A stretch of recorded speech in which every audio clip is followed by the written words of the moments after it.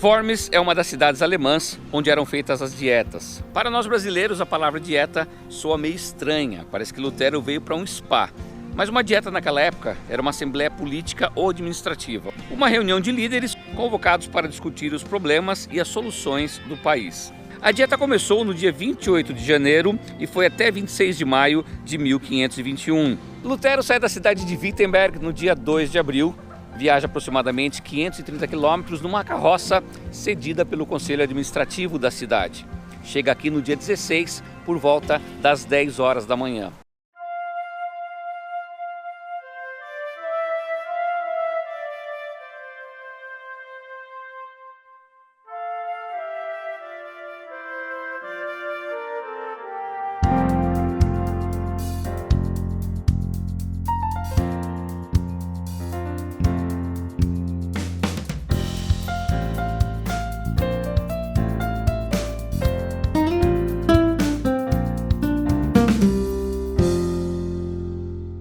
Eu estou de frente à Catedral de Worms, que fazia parte de um grande complexo onde acontecia a dieta. A catedral ainda permanece exatamente como ela era aqui. Desse lado ficava o mosteiro, que já não existe mais. Um pouco mais aqui à minha direita o batistério. E do outro lado da catedral o Palácio Episcopal, onde Lutero se apresentou para se defender. Esse palácio também não existe mais, foi destruído no ano de 1689. Hoje o que tem ali é um lugar para eventos e você tem uma escultura simbolizando a presença de Lutero naquele lugar. Lutero se apresentou às 16 horas do dia 17 na ala menor do Palácio Episcopal. Ali ele entrou numa sala e se sentou. O procurador do imperador Carlos V, Johann Eck, lhe fez as seguintes perguntas. Lutero, esses livros que estão sobre a mesa são seus? Caso a resposta seja positiva, você vai revogá-los? Lutero se levanta, para por um minuto e diz, olha, essa é uma resposta muito difícil. Ele descreve algumas coisas, mas no fim, resumidamente, ele diz assim, eu prefiro pensar um pouco mais para dar uma resposta melhor e mais concreta e certa amanhã. É-lhe concedido 24 horas. No dia 18 às 16 horas, Lutero volta ao mesmo palácio, só que dessa vez na ala maior.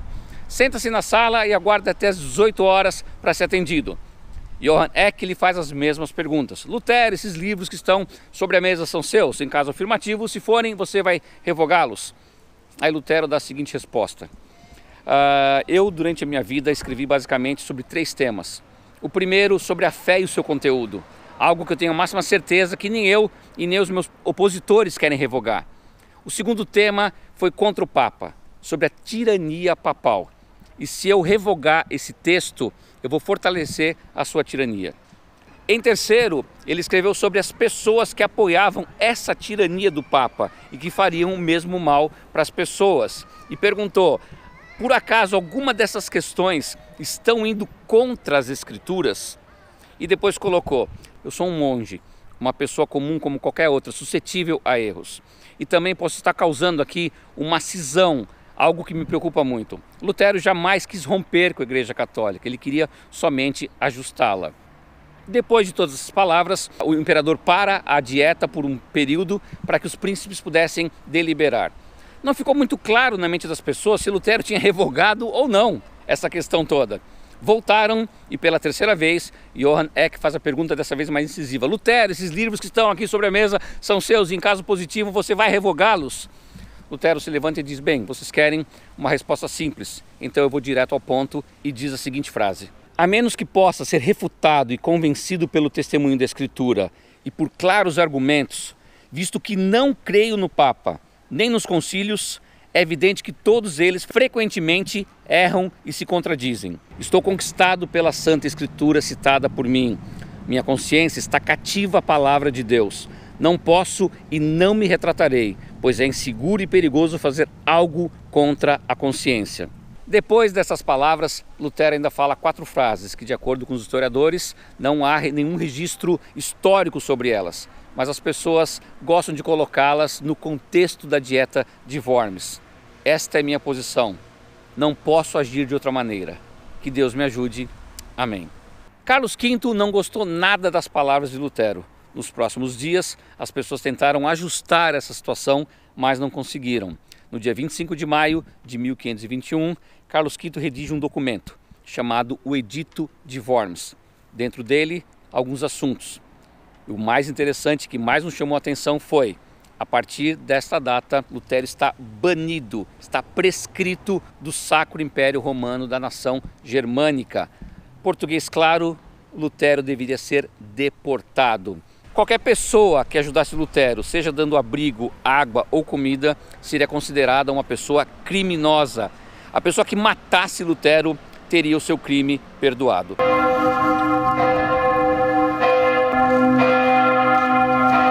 Ao tempo de Lutero, ideias matavam, e por ideias também se morria. Quando participou da Dieta de Worms, Lutero correu um sério risco de morrer, porque ele reafirmou os seus princípios de fé, que contrariavam todos os princípios essenciais da Igreja Católica. O imperador Carlos V fez aquela dieta em Worms, aquela reunião, com a intenção de unificar o império, mas não aconteceu, porque Lutero não abriu mão do seu ideário. De igual modo, teve o apoio de Frederico III da Saxônia, um estado poderoso, que então lhe deu um salvo-conduto.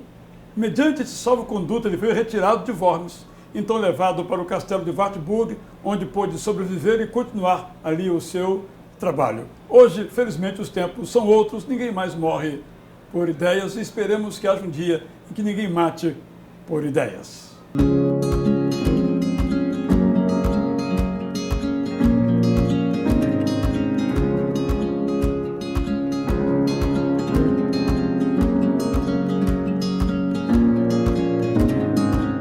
Após Lutero deixar a cidade de Worms, o seu salvo-conduto ainda estava em andamento. Ele seguiu em direção a Wittenberg, mas no caminho parou nesta cidade, Eisenach, onde já havia vivido quando jovem, quando criança. Lutero por aqui pregou. Quando saiu da cidade, a poucos quilômetros daqui, foi sequestrado. Frederico III tinha arquitetado um plano para tirar Lutero do circuito e o levou para o seu castelo, que é muito próximo aqui da cidade e um dos mais importantes de toda a Saxônia e a Turíngia, o castelo de Wartburg. Ali Lutero poderia ficar tranquilamente protegido pelas mãos de Frederico III.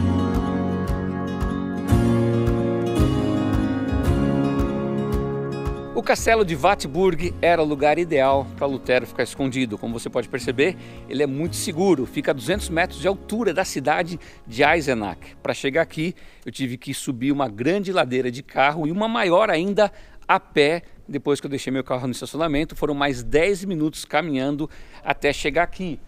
O castelo muito bem guardado por portões, por esse átrio aqui antes, que é como se fosse o lugar onde os servos viviam, onde as outras pessoas viviam.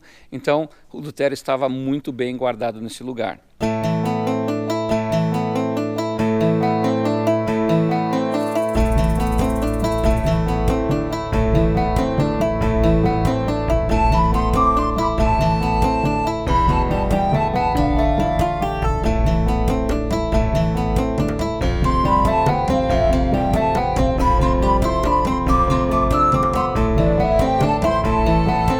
O Castelo de Wartburg é um local interessante de visitas. Existem várias salas que foram reformadas no decorrer do tempo. Mas em razão dos 500 anos da reforma, o castelo organizou uma exposição temporária com documentos muito importantes relacionados a Lutero e a reforma.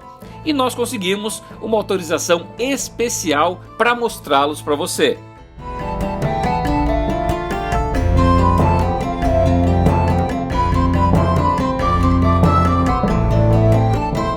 Eu encontrei os documentos que eu queria sobre a história da Reforma. O primeiro deles, as 95 teses de Lutero, não são as originais, já a versão impressa. Lutero trabalhava com a questão do arrependimento e da contrição.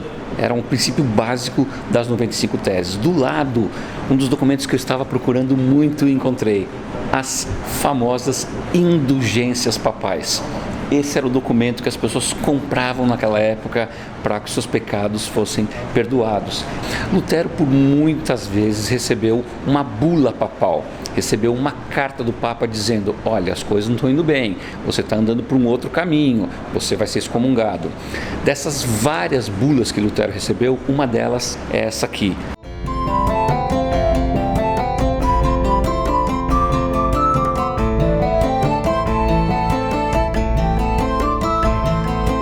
Lutero traduziu o Novo Testamento em apenas 11 semanas aqui no castelo. Quando ele terminou toda a tradução, Philippe Melanchthon fez toda a avaliação. Com o projeto pronto, era hora de lançar essa Bíblia.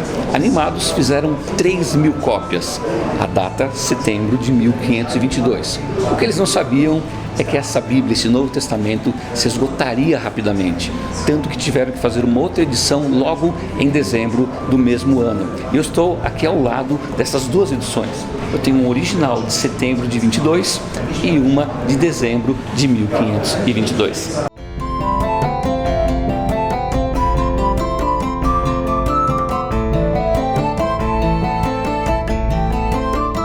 A Bíblia de Lutero se tornou um grande sucesso aqui na Alemanha. Várias edições foram sendo impressas, inclusive essa aqui em 1541. E o que me chama a atenção aqui são os detalhes de decoração, de desenhos feitos na Bíblia. Elas eram impressas, mas todas manualmente decoradas.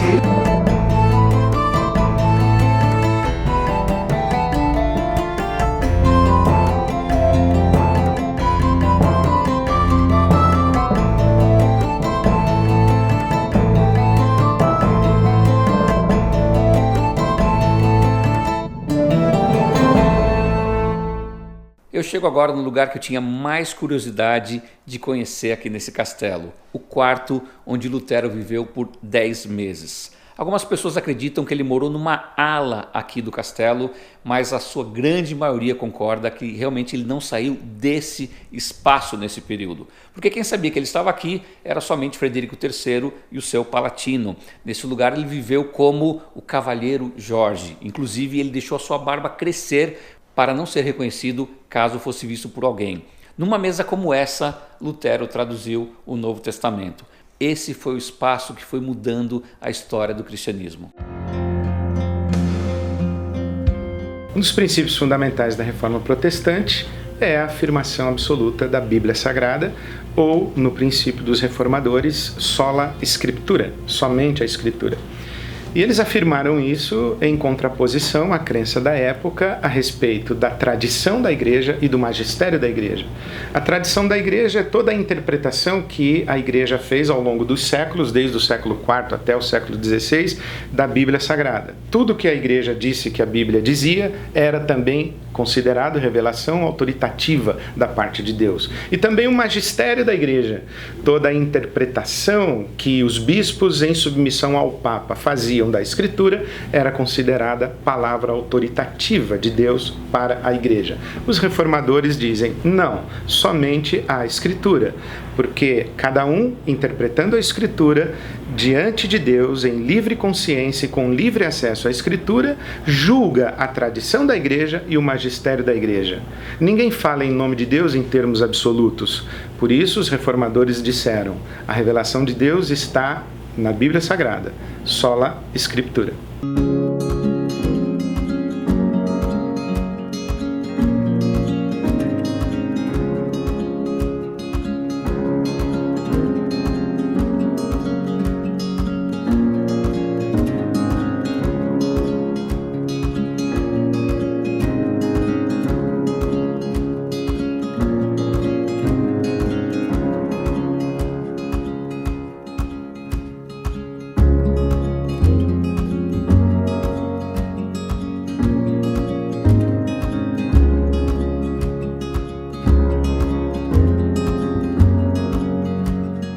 Após seu exílio em Wittenberg, Lutero retorna aqui para Wittenberg, onde fica sob a proteção de Frederico III. Afinal, a cidade era totalmente murada e ninguém que morasse aqui dentro ia querer matar um protegido do príncipe. Imagina só a confusão. Lutero continua suas pregações principalmente aqui na Igreja do Povo. Tanto que no dia 25 de dezembro de 1521, ele fez a primeira celebração protestante nesta igreja. E, alguns anos depois, em 1525, ele se casa com Catarina von Bora.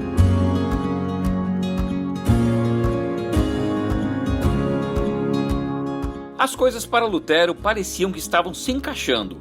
Sua Bíblia traduzida fazia sucesso entre o povo. Outros reformadores, como Ulrico Zwinglio e João Calvino, lutavam por suas ideias contra a Igreja Católica na Suíça, abrindo mais espaços para a reforma. Mas as ideias de Lutero também levaram camponeses a se revoltarem contra o Império. Na mente deles, se o Império estava contra as leis de Deus, deveria ser punido. O povo deveria se vingar dos seus opressores. E textos como "venda sua capa e compre uma espada", ou "não vim para trazer a paz, mas a espada", fortaleciam a ideia de uma revolta. Lutero não queria o confronto. Acreditava que era importante as mudanças, mas sem o derramamento de sangue. Não se pode haver violência em nome do Evangelho, dizia ele. Lutero escreve uma obra chamada Exortação à Paz, refutando as falsas interpretações das Escrituras como justificativa para a violência. A primeira parte fala aos príncipes e senhores feudais, para evitarem um confronto direto, e diz: "Não temos ninguém mais na terra a agradecer por essa desastrosa rebelião, senão vocês, príncipes e lordes. Como governantes temporais, vocês não fazem nada além de enganar e roubar o povo para que possam levar uma vida de luxo e extravagância. O povo comum não suporta mais." A segunda parte fala aos camponeses, que eles não usem o Evangelho como justificativa da sua revolta. Sabe que suas reivindicações são pertinentes, mas estarão errados ao usar a força. E na terceira parte, adverte os dois lados, príncipes e camponeses, que, se enfrentarem numa guerra, perderão suas almas imortais. Mas infelizmente não foi o que aconteceu, e cerca de 100.000 camponeses morreram nessa guerra entre os anos 1524 e 1525. Já em 1526, na cidade de Spira, uma dieta foi feita para que cada estado pudesse adotar a religião que quisesse. E isso foi um grande passo para a reforma de Lutero, pois nessa época muitos principados já haviam se tornado luteranos. Porém, 3 anos mais tarde, na mesma cidade de Spira, uma outra dieta suspende esse acordo e anula a tolerância religiosa, levando 6 príncipes e 14 cidades imperiais livres a redigirem um protesto contra esta ação. Deste protesto, no dia 19 de abril de 1529, nasce o termo protestante, que não foi aplicado de imediato aos reformadores, mas posteriormente a todos que protestavam contra a Igreja Católica.